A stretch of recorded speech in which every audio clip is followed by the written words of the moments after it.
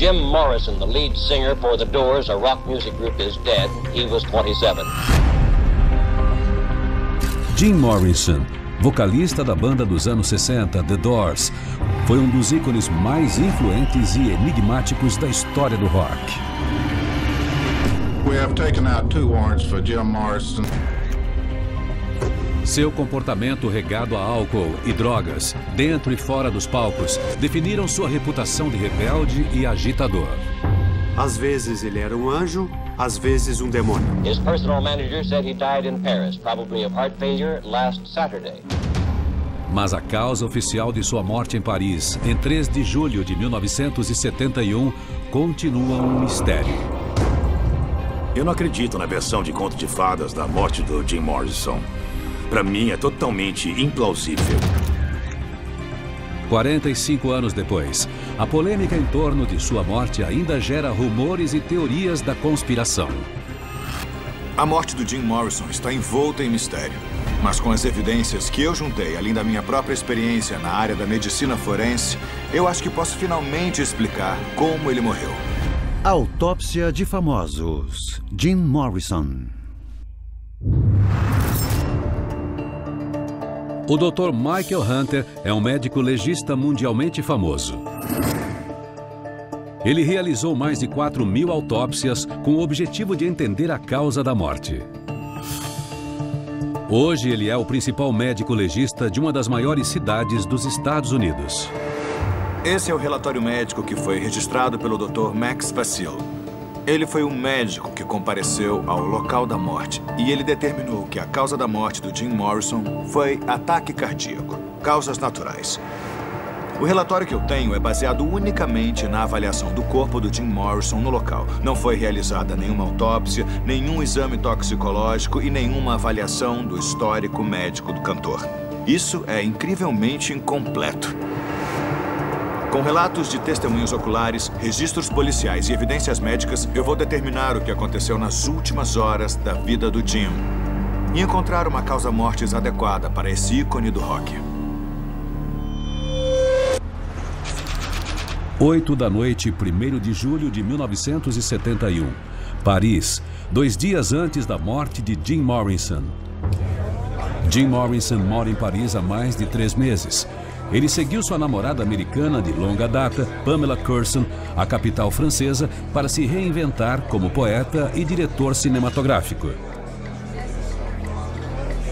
O que fez o Jim Morrison se tornar tão significativo foi o carisma dele. Ele não era um músico.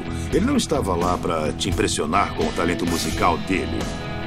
Ele se apresentava como ele mesmo naquele momento. Uma espécie de poeta do rock, uma coisa que nunca existiu antes. Mas em Paris, Jim passava mais tempo comendo e bebendo do que escrevendo poesia.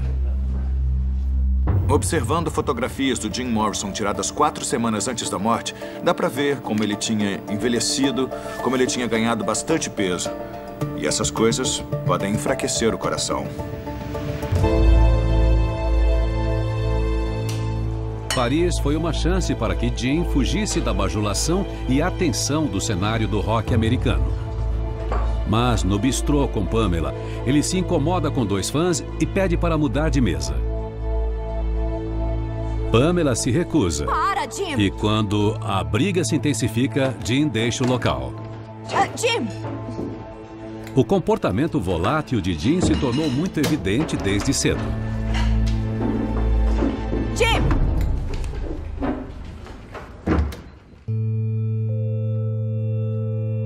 Nascido em 8 de dezembro de 1948 na Flórida, Jim era filho de um oficial da Marinha que aplicava disciplina no lar. O pai dele era almirante da Marinha, que nunca estava em casa e quando estava já chegava aplicando a mesma disciplina do trabalho. E ele era só um menino, o mais velho de 3 irmãos, provavelmente com uma mãe negligente. É que nem quando perguntam pro Marlon Brando em O Selvagem: você tá se rebelando contra o quê? Ele responde: o que tem aí? Aos 19 anos, Jim começou a atuar. E contra os desejos do pai, entrou para um curso de cinema na Universidade da Califórnia, em Los Angeles, em 1964. Ele abraçou a cultura hippie da costa oeste. Em 1965, criou sua banda The Doors com o colega Ray Manzarek. Well, he was an artist first and foremost. He was a poet. But as a human being, he was wonderful. He was very charming. Great personality, very funny, and was a good man to be with. Great deal of fun. Eu fui a todo show do The Doors que eu pude. Na época eu era um jovem jornalista, eu tinha só 20 anos. E eu fui convidado pela gravadora deles, a Elektra Records, para uma coletiva de imprensa depois de um show em Nova York. E ele estava lá com aquela namorada incrível, a Pamela Courson. Eles chegaram e ele estava sóbrio, e num canto estava o Andy Warhol, o pessoal dele, e no outro canto tinha um monte de beatniks e o Leonard Bernstein, da Filarmônica de Nova York também. Era meio que uma reunião da elite avant-garde de Nova York e até da música clássica para ver o Jim Morrison. Nas últimas semanas de sua vida, Gene não estava só comendo demais. Ele também estava fumando em excesso. Os efeitos combinados de comidas gordurosas e fumo deixam uma pessoa predisposta a ter um problema sério de coração chamado aterosclerose. Comidas gordurosas e fumo causam a formação de placas nas artérias. Essa mistura de colesterol, células e outras impurezas se acumulam nas paredes das artérias. Quando elas são bloqueadas, o resultado pode ser um derrame ou um ataque cardíaco. Aos 27 anos, mesmo com os fatores de risco, é bastante improvável que a aterosclerose seja a causa real da morte. Mas existem outros fatores preocupantes.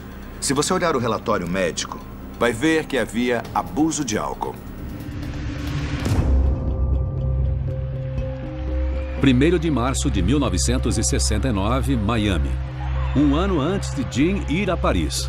Ele está bêbado no palco. Ele começou a beber quando era adolescente, mas agora está fora de controle. O Jim Morrison demonstrava um comportamento quase angelical quando ele estava sóbrio, o que acontecia em 4% do tempo. Mas ele acreditava que o meio para se conectar com o público dele era mesmo a embriaguez. Gene começa a tirar as roupas e o público começa a fazer o mesmo. Ele só é impedido de tirar as calças por outro membro da banda. Gene cancela o show, quebrando o microfone no palco. We have taken out 2 warrants for Jim Morrison. One of them is for indecent exposure. We have to do something about this. This is real disgusting. Nudity is always, a necessary part of, a play or film, but the artist should feel free to use it if he feels like it. Gene é preso e em setembro de 1970 é julgado por obscenidade e atentado ao pudor. Ele é sentenciado a 6 meses de trabalho forçado e precisa pagar uma multa de $500. Novembro 1970, Sunset Boulevard, em Los Angeles. Sob fiança e aguardando um recurso contra o veredito, Gene não melhorou sua relação com o álcool. Ele se embebeda durante uma sessão de gravação do The Doors e o clima está pesado. Eu acho que normalmente existe um elemento autodestrutivo no alcoolismo em que a pessoa sabe que aquilo não é bom, mas ela não se importa e se torna uma coisa do momento. A pessoa perde a habilidade de pensar nas consequências daquilo e como aquilo vai afetá-la e só foca no aqui e agora. A repercussão desde o julgamento foi desastrosa para a banda. Eles foram banidos das rádios, seus discos foram retirados das lojas e shows foram cancelados. O The Doors já estava fazendo um álbum sem o Jim, e o futuro parecia ser sombrio para ele. 5 meses depois, Gene se muda para Paris para se unir aos veteranos do Vietnã e àqueles que estavam fugindo do serviço militar e se refugiaram na cidade nos anos 60 e 70. Quando eu conheci o Jim, ele estava totalmente bêbado. Não tinha como piorar. Ele estava absolutamente chapado. Eu sabia que ele era alcoólatra. Consumo excessivo de álcool durante muito tempo, além dos alimentos gordurosos e do fumo, pode prejudicar demais o coração. Existe mais um fato preocupante encontrado no relatório. O Jim tinha dificuldade para respirar. O estilo de vida dele não era nada saudável. O fumo, o excesso de bebida e o excesso de alimentos gordurosos podem pressionar demais o coração, criando um risco enorme. Mas esse relatório médico afirma que a saúde do Jim só foi prejudicada pelo abuso do álcool. Foi um fator contribuinte na noite da morte dele, mas não foi a causa da morte em si. Eu acho que pro Jim não era só a comida, era tudo. O típico dilema do viciado, aquela grande sensação de vazio que ele tentava preencher com comida, tentava preencher com álcool, que ele tentava desesperadamente preencher com tudo que aparecia. Naquela época, a música estava se tornando uma coisa visual. Tinha os videoclipes, os shows na TV, o Elvis aparecendo em todos os filmes, os Beatles em toda parte. E alguém tão bonito como o Jim teria se dado bem, mas o que ele fez? Rejeitou a ideia. Ele ganhou peso, não cuidava da aparência e parece que fazia isso num esforço consciente para mostrar que não iria se submeter ao que os outros queriam. É assim mesmo. Há mais uma pista no relatório médico que sugere que o Jim estava com problemas sérios de saúde na semana antes da morte. Ele também estava sentindo o que é chamado de pré-cardialgia, que é uma dor na frente do peito. A pergunta é por quê? Eu acho que os depoimentos das testemunhas podem trazer mais clareza sobre o que estava acontecendo com ele na época em que ele morreu. 2 de julho de 1971, 2 da tarde. Um dia antes de sua morte, Jim se encontra com Ellen Rooney, um velho amigo da época da faculdade. Como sempre, ele está comendo, bebendo e fumando muito. Durante a refeição, ele sofre um surto de tosse forte e prolongado. A dor no peito do Jim pode ter sido causada por dificuldades respiratórias originadas nos pulmões. O relatório diz que o Jim também sofria de dispneia. Isso quer dizer falta de ar. E vinha acontecendo semanas antes da morte. O relato da testemunha alega que o Jim sofreu 2 quedas muito sérias no período de 6 meses antes da morte. Isso pode sugerir um trauma grave no peito. Janeiro de 1971, Chateau Marmont, Los Angeles. 5 meses antes de sua morte, após uma noite de festa, Jim se pendura em uma calha e cai de costas de uma altura de 4 andares. Ele queria ter aquela experiência humana, aquela experiência autêntica, sem ter medo das consequências do que acontece se você cair, o que acontece se você comer demais. Então existia um paradoxo em que, emocionalmente, ele estava se esforçando para chegar num nível mais elevado, mas ele estava se machucando fisicamente. Ele acreditava que a estrada dos excessos leva ao Palácio da Sabedoria, como disse o poeta William Blake. E então ele se comportava, na maior parte do tempo, de um modo completamente desregrado. Isso quer dizer que quando você via ele, ou estava com ele, fosse no palco em particular, ou em qualquer lugar, ele podia acabar fazendo qualquer coisa.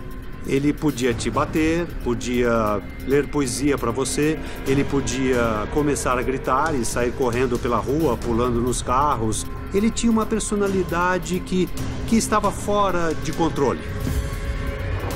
Ele adorava o fato de que as pessoas ficavam aterrorizadas de que ele acabasse caindo e morrendo ou se machucando.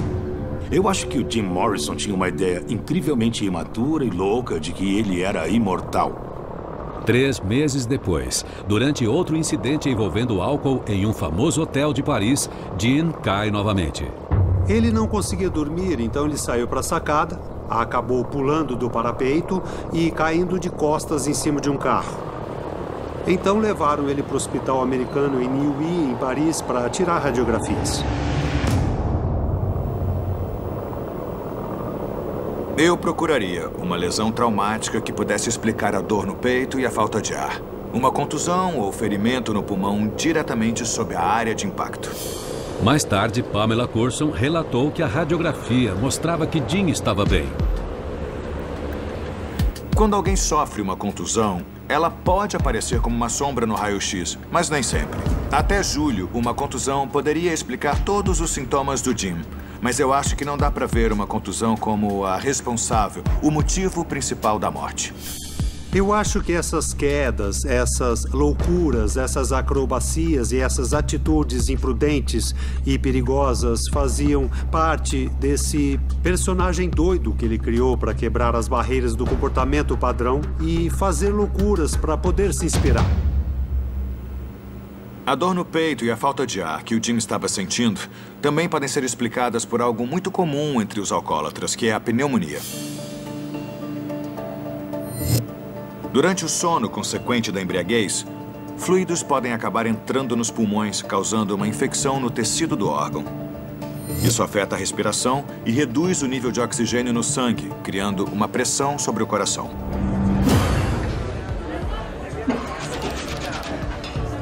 2 de julho de 1971, 4 da tarde, o dia anterior à morte de Jim. No final de seu almoço com Ellen Roney, Jim sofre um severo ataque de soluços que o deixa sem ar. Ao sair do bistrô, Ellen olha para Jim pela última vez. Mais tarde, ele seria citado em uma revista de Paris dizendo que o rosto de Jim parecia uma máscara mortuária.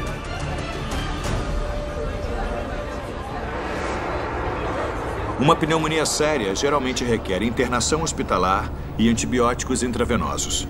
Mas não é esse o caso. O que está claro é que o estilo de vida excessivo e o comportamento imprudente tiveram um efeito muito negativo na saúde do Jim, tornando-o vulnerável a um ataque cardíaco.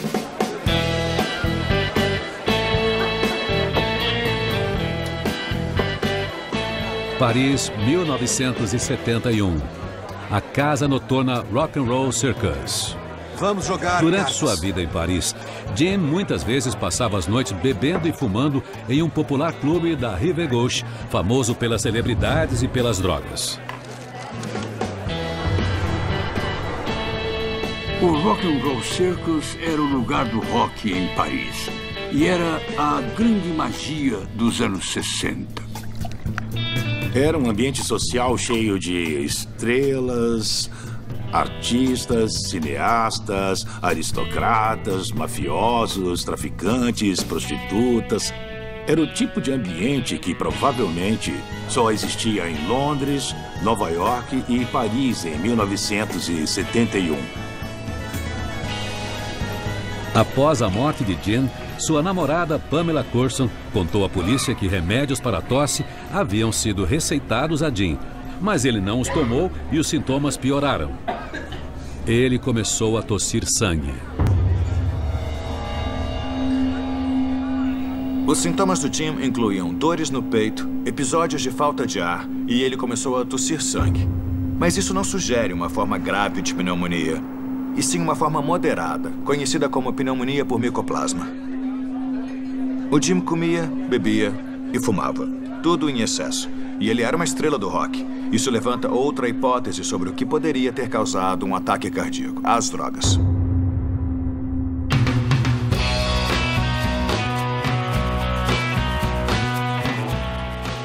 Drogas alimentavam a contracultura hippie californiana em que Jim estava inserido desde os 21 anos. Anfetamina, heroína, mandrix, calmantes. O que seja, toma tudo e vê o que acontece. Música inspirada por LSD deu tom para o rock do final dos anos 60. Mas havia uma nova droga no mundo da música derivada da coca, uma planta sul-americana: a cocaína. Por volta de 1969 e 1970, a vida do Jim foi alimentada por altas doses de cocaína. Isso foi antes da droga ter um papel de destaque entre as estrelas do rock. Ele foi um dos primeiros a utilizar a energia da coca para conseguir fazer tudo o que quisesse. Ele era um cara que entendia de drogas. Ele conhecia a natureza destrutiva das drogas. Então eu me pergunto se isso não era só mais um aspecto daquele comportamento muito autodestrutivo que ele tinha. A cocaína é extremamente perigosa e é a droga perfeita para se ter um ataque cardíaco. Mesmo em níveis recreativos, ela pode aumentar o ritmo cardíaco e a pressão do sangue. Ela causa adensamento dos músculos cardíacos e vasoespasmos, que são estreitamentos repentinos dos vasos sanguíneos, reduzindo o fluxo de sangue. Isso pode levar a um ataque cardíaco. Será que Jim Morrison morreu de um ataque cardíaco perfeito causado por cocaína? O coração e o sistema respiratório dele estavam sofrendo bastante. Ele tinha dor no peito, constante falta de ar e estava tossindo sangue, provavelmente devido a um tipo de pneumonia moderada. Ele também estava usando uma quantidade considerável de cocaína e isso pode causar uma tensão a mais no coração. Não foi feito um exame toxicológico no Jim Morrison, então nunca vamos saber se havia cocaína no organismo dele. Mas eu posso examinar relatos do comportamento dele para descobrir se a cocaína teve algum papel.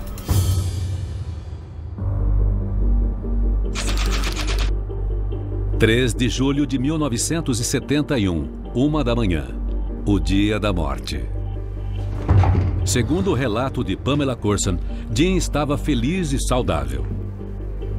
Eles bebiam uísque e ouviam discos em seu apartamento em Paris.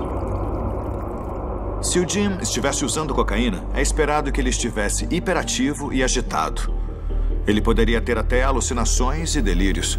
Mas, olhando os relatos de testemunhas, não há nada que sugira esse comportamento nas horas antes da morte. Eu concluo que a culpa não foi da cocaína. 3h30 da manhã. Pamela Courson é acordada por ruídos. Jim tem dificuldade para respirar. Com medo de que ele possa estar sufocando, ela o sacode e ele acaba acordando. Em seguida, Jim prepara um banho quente. Pamela! 4 da manhã. Pamela acorda quando Jim a chama, avisando que vai vomitar.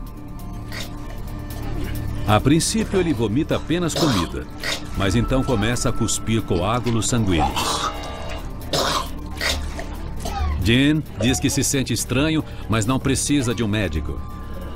Ele volta a dormir, acreditando que vomitar aliviou o problema. Vomitar sangue é muito sério. Ele devia ter procurado auxílio médico. Existem 2 razões para isso. Uma delas é doença do fígado, mas não há indicações de que ele tivesse isso. A outra é um distúrbio nos movimentos peristálticos, que pode causar lesões no esôfago e sangramento no estômago. Isso pode acontecer gradualmente ao longo do tempo e com o vômito é possível identificar o sangue no material.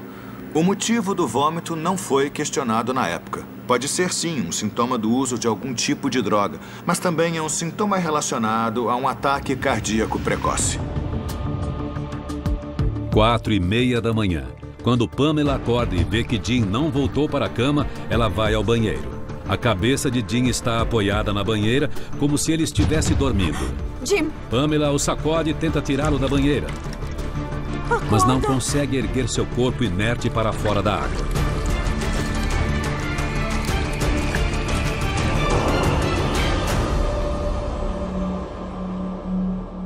Ela chama Ellen Roney, que chega ao apartamento e liga para a emergência. Alô? Sim, uma ambulância. 5 da manhã.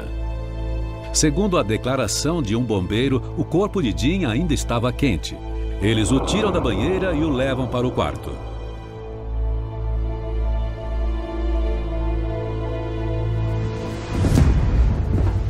Crente de que Jim ainda está vivo, o bombeiro tenta reanimá-lo, mas ele estava enganado. O corpo de Jim esfria rapidamente e logo fica claro que ele está morto.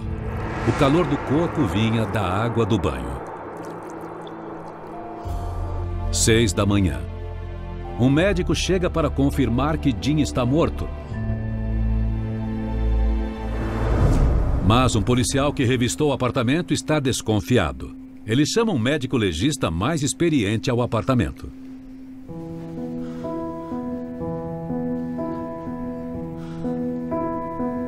Às 6 da tarde, 12 horas depois, o Dr. Max Vassil chega.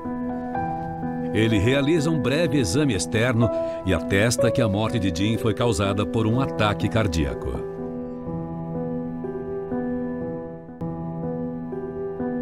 Jim Morrison, the lead singer for The Doors, a rock music group, is dead. He was 27. His personal manager said he died in Paris, probably of heart failure, last Saturday. Eu estava de férias no sul da França e um dia comprei um jornal e li que o Jim Morrison tinha morrido em Paris há uma semana. Eu não acreditei. Devido às circunstâncias, um homem de 27 anos de aparência relativamente saudável, morto em uma banheira, deveria ter havido uma autópsia, com certeza. O que eu acho estranho é a pressa que o Dr. Vassil teve no exame. Ele ficou no local por muito pouco tempo. Eu teria levado de horas até dias para concluir o que aconteceu com Jim. Na minha opinião, esse relatório é uma piada.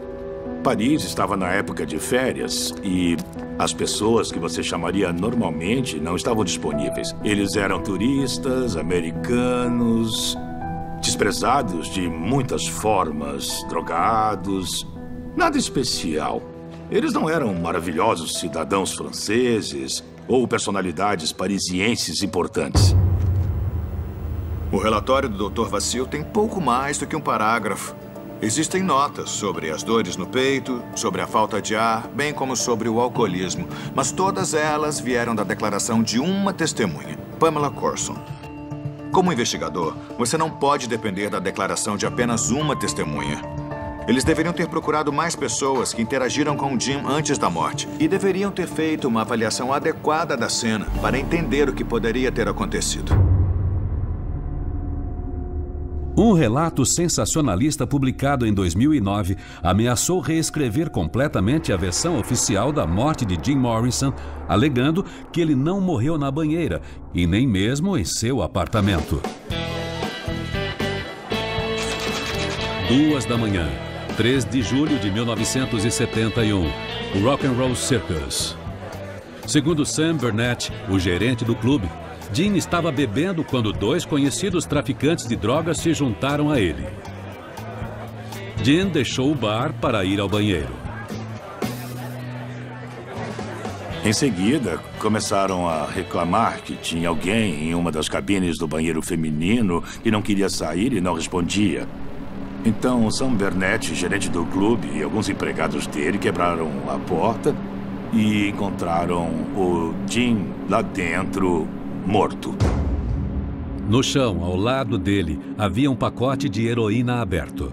Esta versão da morte de Jim foi amplamente conhecida e acreditada por seu círculo de amigos em Paris. Eu tenho alguns amigos que estavam lá naquela noite e quando eu voltei das férias, eles me disseram que o Jim Morrison morreu no Rock and Roll Circus. Foi isso. E foram só 1 ou 2 pessoas que me disseram isso. O que todo mundo quer é acobertar o fato de que o Jim Morrison morreu de uma overdose de heroína. Heroína que ele comprou no clube, consumiu no clube e que matou ele no clube. De acordo com esta teoria, os seguranças carregaram o corpo de Jim para fora do clube e o levaram até seu apartamento. Depois, segundo a teoria, eles o colocaram em um banho quente para disfarçar a hora da morte. Eu não posso descartar a possibilidade do Jim ter morrido no Rock and Roll Circus, mas eu estou investigando a causa da morte e por isso eu tenho que considerar o possível papel da heroína. Não foi feito um exame toxicológico, mas eu sei pelo relatório médico que havia sangue em torno das narinas do Jim, e isso é evidência de um possível consumo de heroína. Quando o pó puro é aspirado, a estrutura cristalina lesa os vasos sanguíneos em torno das narinas, fazendo com que eles se rompam e sangrem. Em Paris, alguns dias depois da morte, apareceram pichações em muros na Rive Gauche dizendo o Jim era um drogado. O Jim tinha um pouco de sangue em torno das narinas e é possível que isso tenha sido causado por heroína. Mas sem um exame toxicológico, eu preciso olhar os relatos de testemunhas para saber se o Jim realmente consumiu heroína naquela noite.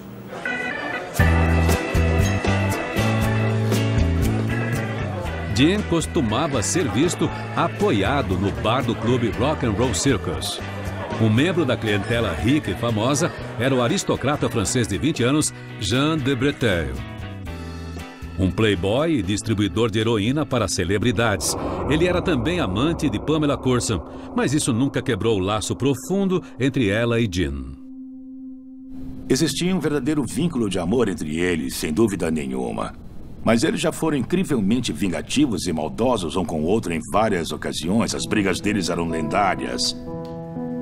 Mas eu acho que esse é um caso da lógica de yin e yang, amor e ódio, entende? É um laço muito forte. E eles estavam vivendo uma situação muito peculiar numa época muito estranha.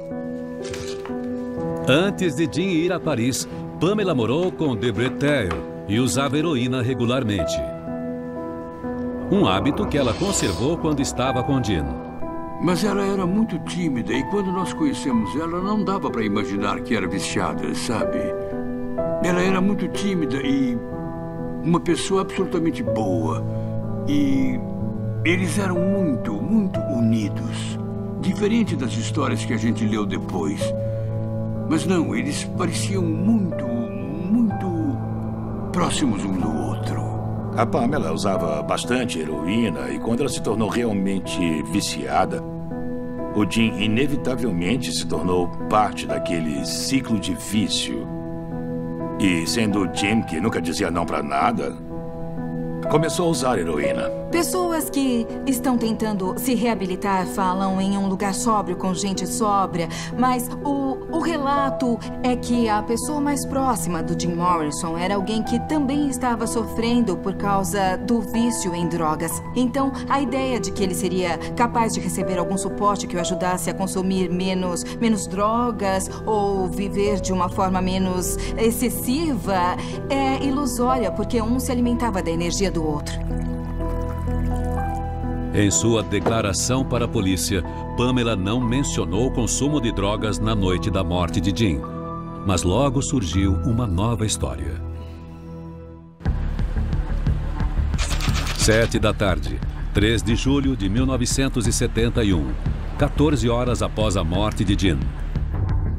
A polícia e o médico se foram, encerrando sua curta investigação. Pamela, ainda chocada, está sentada com o amigo de Jim, Alan Roney. Em um artigo publicado posteriormente, Roney recontou o que ela disse a ele sobre os eventos que levaram à morte de Jim. Segundo ela, à 1h da manhã, eles voltaram ao apartamento onde ouviram discos e beberam uísque. Ela também admite que eles consumiram heroína. Ele era um cara que entendia de drogas. Ele conhecia a natureza destrutiva das drogas. Então, eu me pergunto se isso não era só mais um aspecto daquele comportamento muito autodestrutivo que ele tinha. Segundo Roney, Pamela revelou que Jim continuou a consumir heroína após ela ter parado. Heroína pode matar e com o problema de respiração do Jim, ele corria ainda mais risco. As evidências apontam que Jim era um usuário de drogas experiente. Ele viveu com uma viciada em heroína por 7 anos e devia conhecer os limites. O que levanta a questão, será que foi intencional? Junho de 1971, Paris. Um mês antes de morrer, Jim passa a tarde com seu amigo músico Philip Delac. E os dois trabalham juntos no estúdio de Delac. Nós fomos para minha casa e aí tomamos algumas cervejas e trabalhamos. E ele ficou feliz com a gravação. E no final da tarde, ele parecia bem feliz. Em Paris, Jim escrevia todos os seus pensamentos e poemas em uma série de cadernos que carregava em uma sacola branca. Após Jim ir embora, Delac percebe que ele deixou a sacola. Eu voltei pelo corredor até a escada e disse: "Ei, Jim, você esqueceu a sacola." E ele disse: "Guarda por enquanto." E essa foi a última vez que eu vi o Jim. Junto com a sacola, ele deixou seus queridos cadernos. Em um deles havia um poema de apenas uma linha. Últimas palavras, fora. Mais para frente, havia outra linha. Eu finalmente morri. Estava escrito no final daquele caderno, como uma premonição, como se ele soubesse que ia morrer em breve. Seria isso uma carta de suicídio disfarçada? Que razões teria Jim Morrison para tirar a própria vida? O último ano havia sido difícil para Jim. Ele estava diante de uma sentença à prisão nos Estados Unidos. O The Doors continuava sem ele e sua namorada tinha um caso. Em Paris, ele pretendia se reinventar como poeta e cineasta. De certo modo, eu acho que o Jim se via como uma espécie de renascentista moderno, sabe? Ele não tocava nenhum instrumento, O Jim preferia uma caneta. Ele preferia uma câmera de cinema. O Jim realmente se via como uma espécie de autor. Fosse como poeta, escritor, roteirista ou diretor de cinema. Mas ele não estava mais próximo de realizar seus sonhos em Paris do que nos Estados Unidos. Os escritos em seu caderno seriam de um suicida? Ou seriam só mais um exemplo de sua imaginação sombria?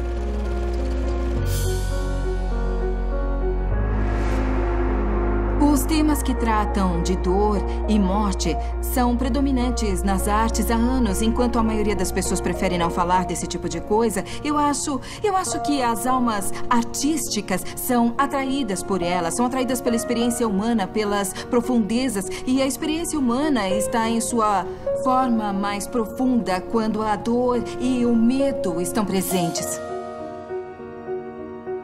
Ele estava lamentando a morte da própria juventude, da própria inocência, do grupo The Doors. Mas eu não acho que ele estivesse escrevendo sobre o próprio suicídio. Eu acho que se o Jim escrevesse uma carta de suicídio, seria muito mais eloquente e direta.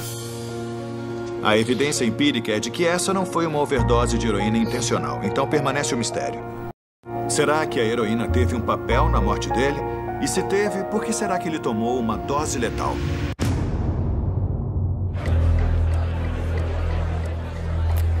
Quando Jim estava em Paris, traficantes de drogas franceses começaram a oferecer uma nova forma sintética de heroína. Quando pura, ela é extremamente potente e potencialmente mortal. Nos laboratórios é chamada de alfa-metilfentanil e nas ruas é conhecida como China White. O amante de Pamela Courson, o conde Jean de Breteuil, distribuía esta droga letal para usuários da elite parisiense. Ele era fornecedor dessa droga chamada China White e ela estava um nível acima da heroína mexicana adulterada, que era o comum até então. Era muito mortal e ainda é. Pelas evidências empíricas dos contemporâneos do Jim em Paris e pelo caso da Pamela com um fornecedor conhecido de China White, é provável que esta seja a heroína que o Jim usou. E sabendo disso, eu vejo as últimas horas do Jim sob uma nova perspectiva. 3 da manhã, no dia da morte de Jim. Jim bebeu o dia todo e depois à noite. A embriaguez prejudica seu julgamento e o torna mais alheio a riscos. Ele e Pamela consomem heroína. Jim não está acostumado com a potência da droga, não sabe quando parar e consome mais. O ruído estranho que acorda Pamela é o primeiro sinal de uma overdose de heroína.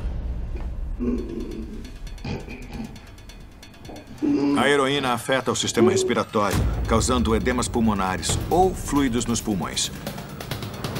O sangue fica preso nas veias, aumentando a pressão sanguínea, e o fluido continua a acumular, reduzindo o fluxo normal de oxigênio pelos pulmões e prejudicando a respiração. Logo após 3h30, Jim prepara um banho quente. A mudança de temperatura do frio para o quente dá um choque no coração dele. Os vasos capilares expandem, aumentando a pressão sanguínea e forçando o coração. Quando o sistema respiratório começa a falhar, ele pode sentir dores no peito. Pamela! A heroína também desacelera a atividade gastrointestinal, causando náusea. Com a inversão do movimento peristáltico, o esôfago é lesionado e ele vomita sangue, impondo ainda mais estresse ao coração. O álcool e a heroína continuam agindo na área do cérebro, que controla a respiração. Conforme ela fica mais lenta, o coração do Jim tem dificuldade para bombear o sangue rico em oxigênio pelo corpo. O cérebro do Jim acaba ficando privado de oxigênio e ele entra em coma. Quando você entra em coma, o seu sistema respiratório desliga. Você literalmente esquece de respirar, o que faz com que a oxigenação seja reduzida no coração e no cérebro. Isso acaba resultando em uma lesão por hipóxia no cérebro, que começa a morrer. Além disso, o músculo do coração também é lesionado e logo começa a morrer. Isso cria um efeito catastrófico que resulta em morte. 4 da manhã. O coração de Jim para de bater. Quando Pamela o encontra na banheira, ele parece estar dormindo, mas já está morto.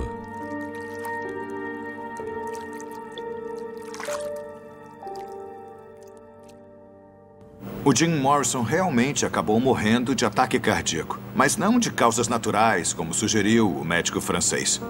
Eu acredito que foi a China White, uma forma muito potente de heroína que levou à parada cardíaca, matando o Jim aos 27 anos de idade. A vida do Jim era realmente intensa. Era como se fosse uma estrela cadente. He never knew how far you could take things before the limit would be reached, and unfortunately, physically, he reached the limit. Tudo aquilo que o Jim Morrison conquistou naqueles 4 anos em que o The Doors estava ativo é quase impensável nos dias de hoje. As músicas se tornaram clássicos.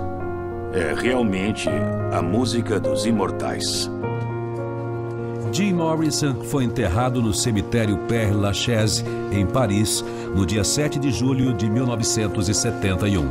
Milhares de pessoas visitam respeitosamente seu túmulo todos os anos. Shakespeare teria chamado de a trágica história de Jim Morrison porque foi realmente triste que este jovem, brilhante, talentoso e bonito não tenha vivido para fazer 28 anos. Versão brasileira, Vox Mundi.